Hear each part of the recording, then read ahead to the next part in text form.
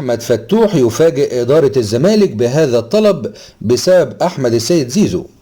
تقارير إعلامية صادرة اليوم كشفت عن طلب جديد للاعب أحمد فتوح الظهير الأيسر لنادي الزمالك بشأن تجديد تعاقده مع القلعة البيضاء خلال الفترة القادمة.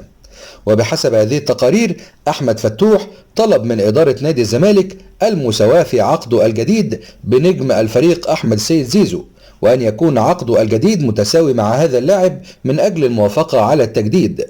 وأشارت تلك التقارير إلى أن تساوي الظهير الأيسر لنادي الزمالك في العقد مع أحمد السيد زيزو سيجعله من الفئة السوبر مثلما يقال عنها داخل الفريق.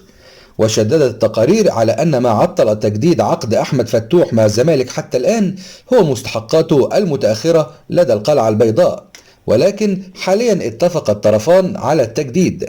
ويرغب نادي الزمالك حاليا في التجديد للقوام الأساسي خوفا من رحيلهم إلى المنافس التقليدي الأهلي.